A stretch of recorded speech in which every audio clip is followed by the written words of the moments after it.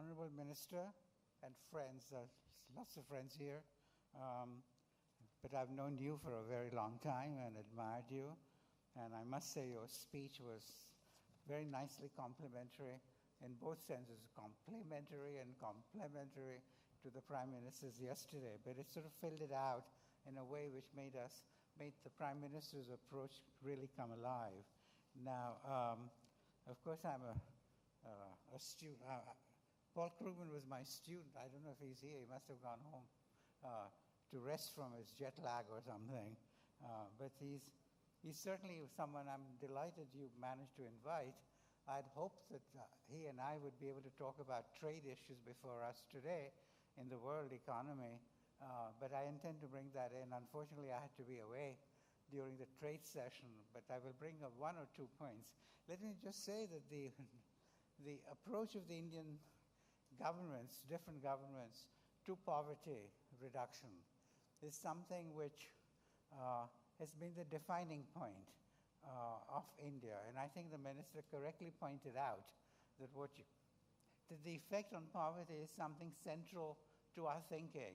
And you said, quite correctly in my opinion, that it doesn't really matter how you measure the wretched, poverty, because it's all around us. And, you can get a PhD for measuring poverty, but it's going to do nothing for poverty reduction. Of course, we need to measure to see whether, in fact, we're having an impact. But that's a kind of minor point. I mean, it's all around us. And I was just telling somebody, and since you had a Sanskrit shloka, the lady who introduced me, Sanskrit was the language which I wanted to study, actually, and become a professor of Sanskrit. And I was going to tell that to Miss Irani, but she didn't turn up. It was somewhere else, probably practicing her own Sanskrit while we were talking. And my father said, there's no way you could make a living. Of course, he, being a Sanskrit scholar, of course, he hadn't allowed for Miss Irani to emerge down the years. And so then I became an economist. And economics was really something which appealed to me because I went to Cambridge, England to study. And economics was being used as a social science, not just to play games, but to really impact on prosperity and through that on poverty. So that has been central to our thinking. And I think it has defined virtually all administrations in this country. And, I go back to the times when I started when Pandit Nehru was there, so I have a soft corner for him. After that, it turns a little hard, and then we had 25 years of wasteland, virtually, from which we were beginning to emerge later under the first, what I call the first revolution, under my good friend, Prime Minister Manmohan Singh, led by Prime Minister Rao, and now we're in the second cusp of change. And I think that is what I want to concentrate on, because one of the most remarkable things about the Prime Minister, whom I know briefly, I had the advantage way back when he invited me to come and talk and inaugurate a series of lectures on what Gujarat can teach us and what we can teach Gujarat. He spent about 7 hours with me, and of course I'm also a Gujarati, and so Gujaratis have a sense of humor, as you know, and the famous quote of Gandhiji, who was also a Gujarati, when he was asked if he saw the emperor in his loincloth, he said, "Oh, don't worry, he had enough clothes on for both of us." And I think that is, we also do, instead of doing fives, we put our hand out after a joke, and then the other guy is supposed to slap you. And my brother was there with me, and he said, we were exchanging these fives continuously. And both of us were instinctive. I mean, we don't even know we are doing it. So we sort of hit it off. And I think one thing that struck me immediately was that here was a very different kind of politician and potential prime minister. But of course, there was no prospect at that time. So he was really a very successful chief minister. And what was astonishing was, since I've known practically all the prime ministers, and they often say about India that it's a very big country, but the elite is very small, and you always know whoever is in power, no matter who they are. And so I've known a number of people since I've also worked on policy. And I think what was remarkable, and which I've actually seen shared by ministers in his new cabinet, is that he was really hands-on. No matter what I said he should do, he'd already been doing, which is a bit disconcerting for me, since one half of my lecture was going down the tubes, like what we could teach Gujarat. And he had facts and figures at his tip of his tongue, and also he was just able to draw on it. And I couldn't believe it. Of course, some of these facts may have been actually fictional, because, my first boss in the Indian Planning Commission used to say, then when the other guy has no figures, with him, just invent some, and he'll be intimidated. But that wasn't the case with the Prime Minister. I could see that he was talking truth to me, the way he saw it. And I think that was extremely important. And I managed, and he even gave me his book on environment. And then he came to the talk afterwards. And I'm going to touch on something else about my wife later, because I'm going to talk about women's issues very quickly. Because there are many things about this Prime Minister which is quite remarkable compared to the average politician or the average Prime Minister. And then he spoke for, you know how the chairman in India has to speak, and then he's got to keep awake during the speech by the speaker, and then he's got to summarize everything. So he gets 2 cracks, and the speaker gets only 1. So he talks for some length of time, then he summarized everything and said some more things. Then he came with me to the cafeteria and said, come, let's go and have some tea. And there were several people there. And then he said, he spent another time, and then he took me to what was a defining experience, which was going to show me a bust of Swami Vivekananda. And that added some further information to me, because Swami Vivekananda is someone, in case there are some foreigners, but all of us know who he is.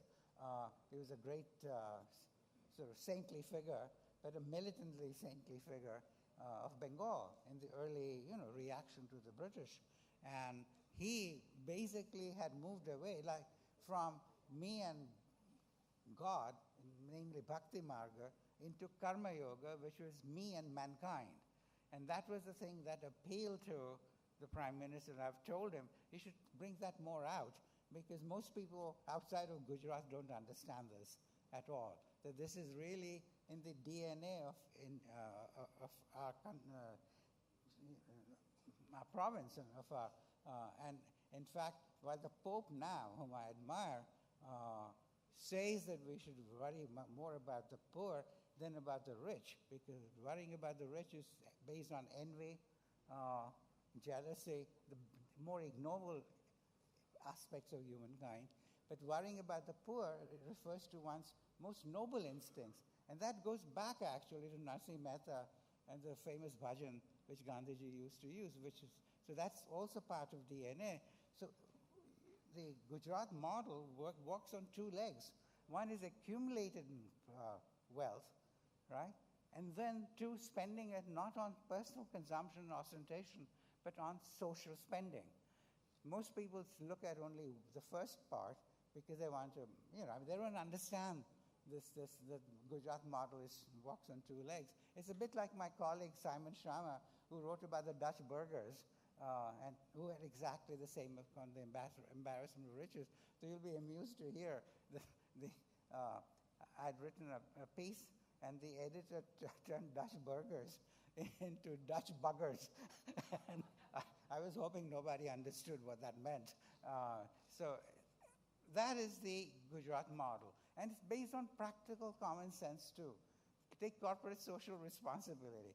If you say corporations should do social responsibility, if they're making losses, what on earth can they do, right? You can't have CSR based on poverty, on losses.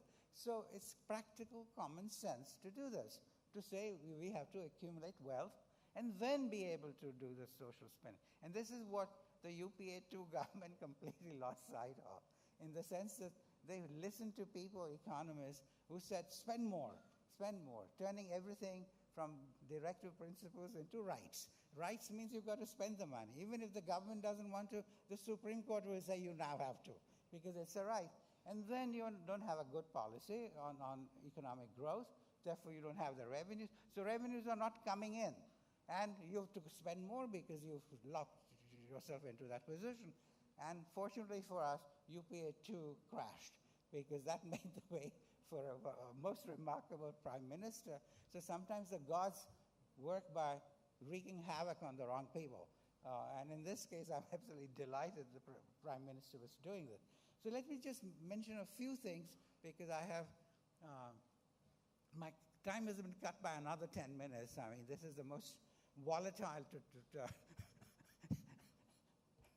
conference I've attended. But I can say very quickly what I want to. One is the role of IT. And that's very important, because the prime minister wants modern technology. I think when somebody asked me, if you remember, he used to go around by hologram, and people used to be very impressed because they saw him descending from the heaven like some, great deity from.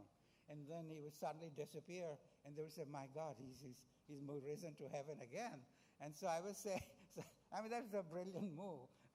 So somebody asked me if I had been invited to the inaugural or whatever he had, and of course I had not been. I'm not here. Even if I was here, I would not have been invited. But I said, yes, but if I had been invited, I would have gone by hologram. So IT sector is at the very heart of his sort of, his approach to technology, and that's very important.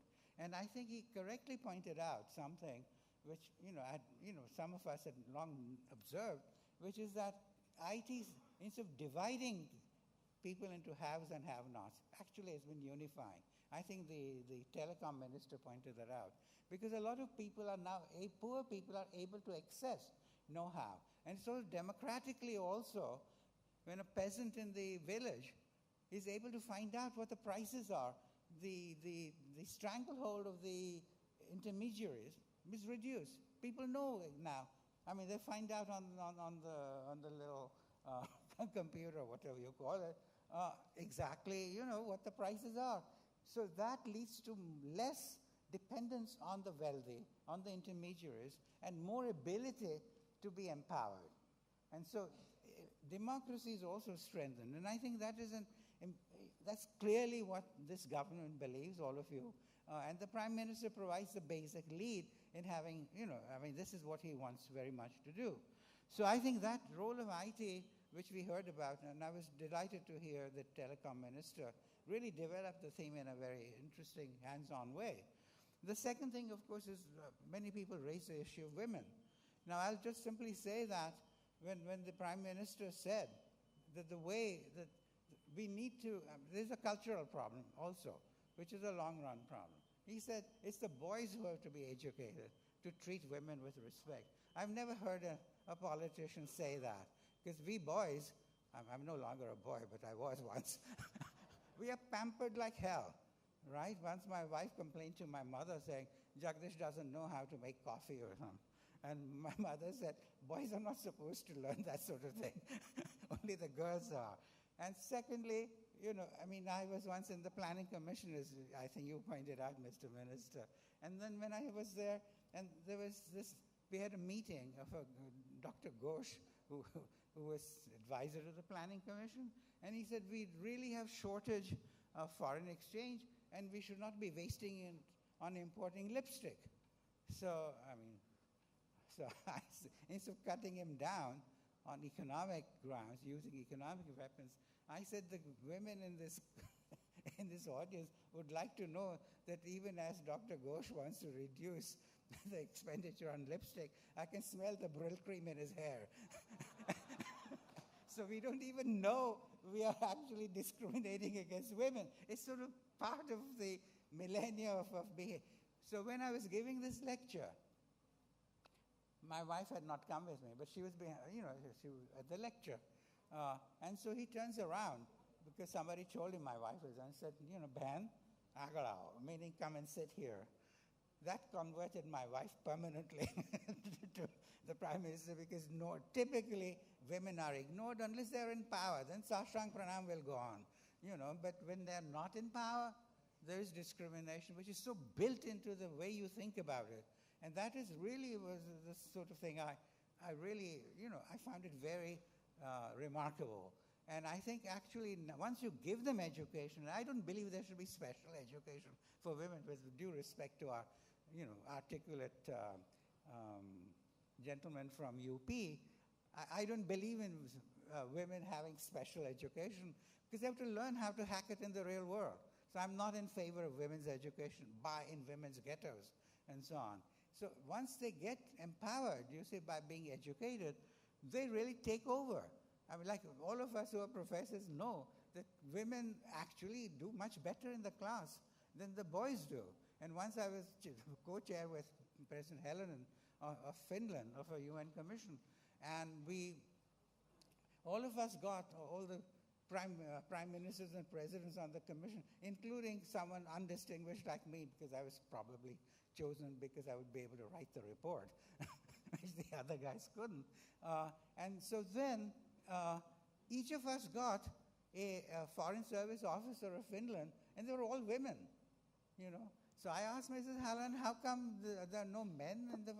She said, ever since we opened it up to competition, no man ever succeeds. And they've had affirmative action for the men. So I tell my women friends, we had to put you down because we can't compete with you. And so we had to.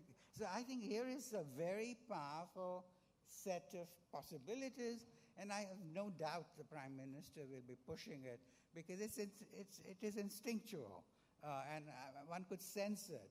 And he's going to be able to use it in a way which has nothing to do with ideology. Like once I said, when I was being honored for something or the other, and so my little nieces came and said, "Oh, uncle," and they said to aunt, my wife, so that you are, behind every big great man is a woman. So I said to them, you should turn it around when you become feminist and say, in front of every woman is a man blocking her way. And so, and that's really, one has to change attitudes and then translate it into policies. But I'm completely confident that's what this, because his instincts are in the right place, and he will do the right thing and really get us going. Trade is part of Gujarat's DNA, and he's going to scale it up. But I think he's got to, when President Obama comes here, since we're thinking of exporting and so on as well, he's got to take up with President Obama the fact that Obama, Kerry, and everybody in the United States talks continuously against outsourcing, which means importing from us. Because outsourcing is a code word for India. You don't outsource to China or New Zealand and so on. And if you keep saying that, outsourcing is bad, evil, treasonable, and so on, that builds up sentiment against India. And then when people get attacked in the United States itself, they say, Indians are taking away jobs within the United States also. And so I think, I've been arguing for some time that President Obama doesn't need this kind of thing. Maybe he thinks he does, but we have to tell him. One of the things in the United States, many people say, we don't know what the Indian community wants. It's the only community which likes darshan, right? To have in a picture with President Obama. But they will not say anything about. So I think our own lobbies, including some of the people I heard here, they have to settle down and tell the Americans, because that's the American way. Americans will do things for one community, but they won't do it for another comparable unless that one also wants it. Whereas we are used to the the English system, where if it's done for one community, it's automatically extended to everybody. And so I think this is something we need, particularly if we're going to talk about skilling up our people, exporting and so on. How will you export if there is continuous sentiment against being cultivated by these people? And so instead of just being goody-goody and nice to President Obama, which is a nice thing, he's a nice guy. Though I must say, I once said, I think Paul Krugman isn't here, but when I had my second knee surgery, I told my surgeon that, I'm glad God didn't give me 3 knees. Now this is the end. And so then I added saying, I voted for President Obama twice, and I'm delighted that I don't have to vote for him for a third time because he's not allowed to run again. So I think we need to sit down and say, the president, we can ask him for executive action, what we call ordinance in our system, and he's got to be able to do that. So I think unless we ask for it, we're not going to get it. Nobody's going to care. Because the American system is driven by lobbies, and that matters a lot. So if we want to have an impact and have the world economy dovetail into, like a jigsaw puzzle pieces, into what we plan, which we heard today, we better settle down. And I hope that my friends Arvind Panagare will be organizing some studies along those lines. Then on competition and regulation, there are two. First, I don't know what cooperative federalism means, but to me, it is really regionalism, but regionalism working through competition, meaning you do something, I see you, and it's not just monkey see, monkey do, but it is also the fact that you're moving ahead. So the Prime Minister himself moved ahead in Gujarat on trade and investment, cutting down the amount of time spent on approving things. So now he's in the process of scaling it up. Similarly, Mrs. Raje has been doing it on labor reforms in Rajasthan, and then we've got the Land Acquisition Act, which is in UP. So all of that, that experimentation is really important, because you can't have a centralized approach to this, because if you get it wrong, then you get it wrong, period. But instead, if there's a lot of variety in terms of competition, that will really make a lot of difference. So I think the Prime Minister, because again of his own personal experience, that he was doing it ahead of time before anybody else was, that is really something. It fits in with his own experience. And so I think that is another thing which I think we can expect from him.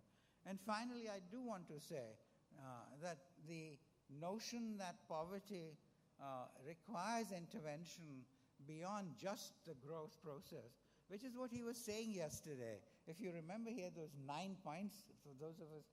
Well, I was surprised at what a brilliant man he was, that he could remember 9 points about what should be done. But I can't remember beyond 2 or 3. And then somebody showed me his teleprompter. I said, then I could remember even 15 points if I had a teleprompter. And I wish he was not using a teleprompter, because he's such a beautiful speaker.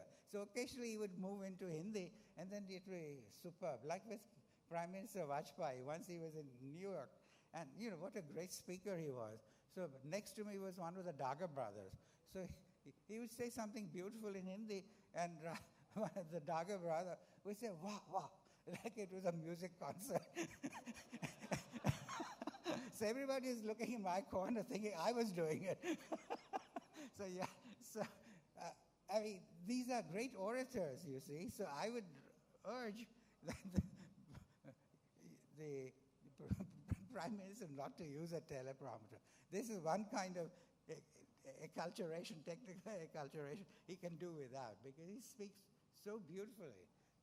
And I think this was also Obama's mistake when he came last time, because I talked in the Lok Sabha 1 week after he did, and everybody said it was a disaster on his part, because he was reading from a teleprompter.